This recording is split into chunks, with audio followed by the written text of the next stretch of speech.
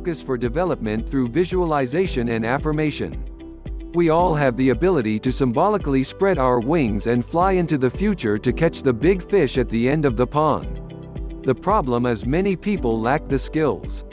The worst part is many American people are growing lazy, so they sit down and wait for things to happen rather than put forth the effort to make it happen. Things have to change. Thus, we have a wide spread of devised techniques that allow people to make for relaxation. People are now inspired to relax so to develop their mental lucidity in the process required to achieve self-development with success. It is thought that we are more probable to learn by altering the brain patterns while triggering the brains to take action for new growth.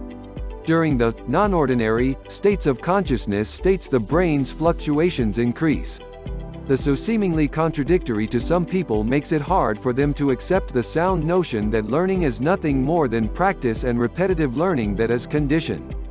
In fact, it is a conclusion supported by the research conducted in practically every discipline of human studies.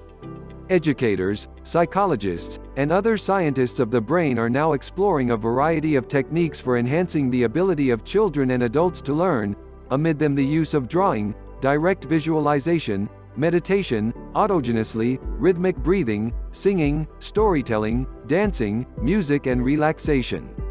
Studies show that all these techniques can lead to staged increases in the ability to attain, remember, and make imaginative use of information and ideas. The same studies point out to us that such techniques can show the way to theatrical alterations in the brain's chemistry and structure, as well as in human behavior. The widespread denominator for these techniques is of course that each system augments the brain fluctuations by increasing brain wave amplitude and/or by decreasing brain wave frequency. There are a wide number of interesting studies that document the beneficial effects of boosting brain fluctuations, the purpose of brain and learning enhancement. Psychologists have devised a mental technique called focusing that enables its practitioners to influence their brains so that the person gains new insightful leads that takes them to theatrical make changes in their behaviors. Using the approach, therapists use meeting point to attempt with getting the person to feel senses that correlate to his/her problem. Next, the person is taken through some steps that help him/her to focus and pay attention to inner self, rather than his environment.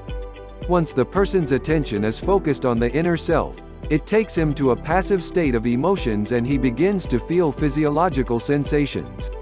In time, he begins to feel the shifts, which releases tension. The person feels deep sensations that give him relief physically and to help him understand his problems easier.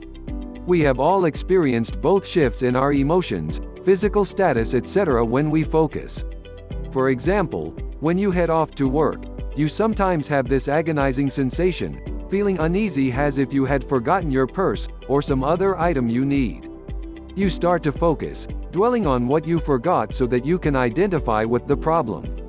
You start to think, did I leave the coffee pot on? Did I forget to turn off the tap? Is the stove still on, or is something unlocked? Then your mind starts to reconsider that you may have forgotten something, yet rejects it as the answer since you know it cannot be what is bothering you. You have not felt that special, inner feeling of release. At last, you discover what you've forgotten and you feel another shift, which helps you to relax.